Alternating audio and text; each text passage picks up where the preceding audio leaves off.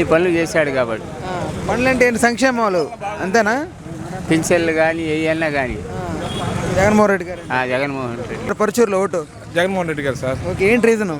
Sir 5 సంవత్సరాల్లో ఇంతకుముందు గత ప్రభుత్వాలు చేసిన దానికన్నా మంచిగా ఎస్సీ ఎస్టీ బీసీలకు అన్ని పథకాలు అందినాయి సార్.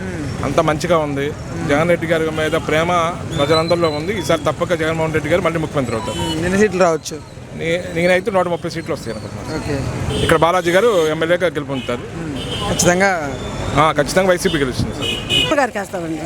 లోకల్లో బాలాజీ గారు ఎమ్మెల్యే క్యాండిడేట్. అవును, లోకల్ బాలాజీ గారికి, మామూలుగా జగన్ గారికి మా ఓట్లు. ఏంటి జగన్ గారికి అంటే అభిమానం ఆయన మీద లేకపోతే ఎమ్మెల్యే మీద? ఎమ్మెల్యే కాదండి, జగన్ గారు అంటే మాకు అభిమానం. చాలా సంవత్సరాల నుంచి కూడా మేము అదే పార్టీ. వైఎస్ గారు ఉండకాడ నుంచి కూడా అదే పార్టీ. జగన్ గారికి మేము ఎప్పుడు కూడా. పెన్షన్ వస్తుందా నీకు? వస్తుందయ్యా. ఎంత వస్తుంది? 3000 వస్తున్నాయి. మరి చంద్రబాబు 4000 చేస్తా అంటున్నాడు కదా. 5000 చేసిన మేము వేయమండి. 5000 చేసి మేము వేయం. టీడీపీ. ఎందుకని? ఆయన అభివృద్ధి చేస్తాడు కాబట్టి. ఓకే, ఇంతకుముందు వచ్చిన ఏ ఎమ్మెల్యే కూడా ఇంతవరకు ఏ అభివృద్ధి చేయలేదు. ఆయన చేసిన 5 సంవత్సరాలు గవర్నమెంట్ అధికారంలో ఉన్నప్పుడు పచ్చూరులో చాలా అభివృద్ధి జరిగింది. జనం కూడా ఆయన వైపే మొగ్గు చూపుతున్నారు. సాధు స్వభావి, మంచివాడు, నిష్కల్మషుడు, నిర్మల మనస్సు కలిగిన వాడు, ప్రతి వాళ్ళకి అందుబాటులో ఉండే వ్యక్తి. ప్రతి మంచి విషయాన్ని అతను ఆలోచన చేసి చేస్తాడు.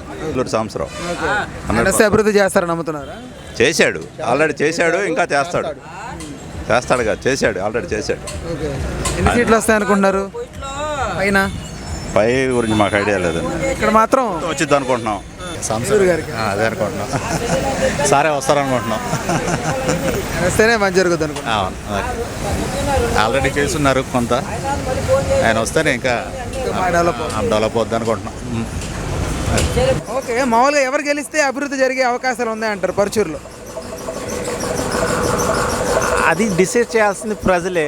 అభివృద్ధి అనేది తెలుస్తుంది కదా ఎవరు చేస్తున్నారు. ప్రజల్లో మీరు ఒకరు కదా, మీరు ఓటేస్తారు కదా. ఓటు వేస్తాం, ఎలా చెప్తాం ఎవరికి వేస్తాం అనేది? ఎవరికి వేస్తామని చెప్పనక్కర్లేదు. ఏ ప్రభుత్వం వస్తే మంచి జరుగుతుంది అనుకుంటున్నారు చెప్తే చాలు. Let's decide the people. I'm only one voter and people has to decide. So let's wait until the elections complete. కేంద్ర ప్రభుత్వం పాలన మీకు నచ్చిందా? So as per the people's opinion it is good. As per the people's opinion.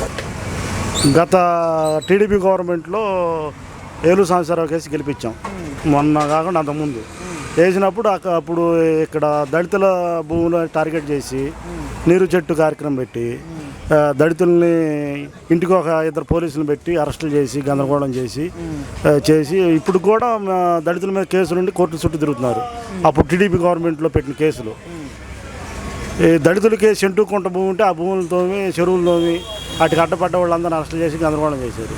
మళ్ళీ మొన్న దగ్గుబాటి వెంకటేశ్వరరావు గారికి వేసాము. అయినా కానీ వైఎస్ఆర్సీపీ గవర్నమెంట్ వచ్చింది కాబట్టి దళితుల జోలికి ఎలాంటి ఇబ్బంది జరగల. మళ్ళీ ఇప్పుడు ఎడం బాలాజీ గారును ఏలూరు సాంబశివరావు గారు వేస్తున్నారు. ఈసారి ఏలూరు సాంబశివరావు గారికి అయితే దళితులు ఓట్లు వేయకూడదని అనుకుంటున్నారు. మేమైతే వేయం ఓట్లు. ఎందుకంటే మళ్ళీ ఆయన గెలిచి మళ్ళీ మా భూముల జోలికి వచ్చి మమ్మల్ని గందరగోళం చేస్తే మళ్ళీ మేము ఇబ్బంది పడతాం. కాబట్టి ఏంటంటే చూస్తా అరెస్ట్ అయితే కాలేం కదా. అందుకోసం అదొకటను.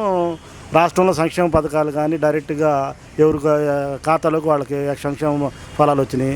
ఏ రాజకీయ నాయకుడితో పని లేకుండా డైరెక్ట్గా ఖాతాలోకి డబ్బులు పడుతున్నాయి. కాబట్టి పరిపాలన కూడా నెంబర్ 1 ఉంది. అందుకోసం స్వశక్తిగా రాజకీయ నాయకుడితో పని లేకుండా స్వశక్తిగా వైఎస్ఆర్సీపీ కొట్టేద్దామని మేము నిర్ణయించుకున్నాం. ఎవరు మంచి చేస్తారనుకుంటే వాళ్ళకి వేస్తాం. అది ఎవరు అనుకుంటున్నారు? అది మనం చెప్పలేం కదా. ఓటు అనేది బహిర్గతం చేసేది కాదు. ఓటు బహిర్గతం చేయాల్సిన అవసరం లేదు. కానీ ఏ ప్రభుత్వం వస్తే మంచి జరుగుతుందో చెప్పాలి కదా. మేము చెప్పామనుకోండి, ఎవరికి వేస్తున్న ఓటు మీకు చెప్పినట్టే కదా. ఓకే, మరి ఏది మంచిదో చెప్పండి. ఓటే అవసరం లేదు. సరే, పైన ప్రభుత్వం ఏది వస్తే బాగుంటుంది అనుకుంటున్నారు? ఇప్పుడు మాకు ఒక ఆలోచన ఉంటుంది. గత ప్రభుత్వాలన్నింటినీ చూసాం మేము. ఎవరి ప్రభుత్వం ఏ విధంగా ఉందనేది మాకు ఒక ఐడియా ఉంది. బలాని వాళ్ళు వస్తేనే మనకు మంచి జరుగుతుంది అనేది మాకు ఒక ఐడియా ఉంది క్లారిటీగా. ఖచ్చితంగా వాళ్ళకే ఓటేస్తాం.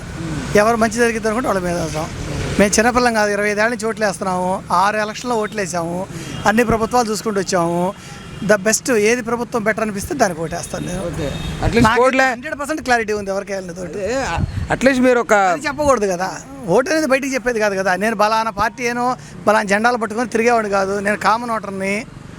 ప్రతి ఎలక్షన్లోనూ ప్రతి పార్టీకి ఒక 40% ఓట్లు ఎప్పుడూ స్టాండర్డ్గా కులం కానీ మతం కానీ లేదా ఆ పార్టీ మీద అభిమానాలు తగ్గని ఉండే స్టాండర్డ్ ఓటర్లు ఉంటారు.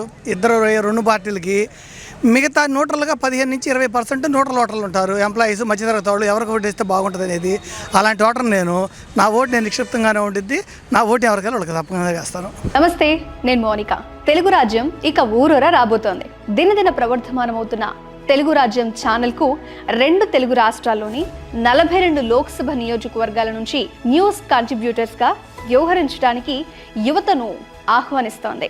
జర్నలిజం పట్ల ఆసక్తి, కనీస సామాజిక రాజకీయ పరిజ్ఞానం, స్థానిక పరిస్థితులపై మంచి అవగాహన, స్థానిక పరిచయాలు, గౌరవప్రదమైన జీవనం ఉంటే సరికొత్త సామాజిక విప్లవంలో మీరు కూడా భాగస్వాములు కావచ్చు.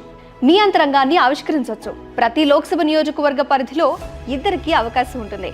30 నుంచి 35 ఏళ్ల మధ్య వయస్కులై జర్నలిజం పట్ల అభిరుచి, ఆసక్తి కలిగిన యువకులు తమ వివరాలు, జీవన విధానం, ఆసక్తి గల ప్రాంతం, పాస్పోర్ట్ ఫోటోతో కలిపి ఈ దిగువన నంబర్కు వాట్సాప్ చేయొచ్చు. నంబర్ 8125150555.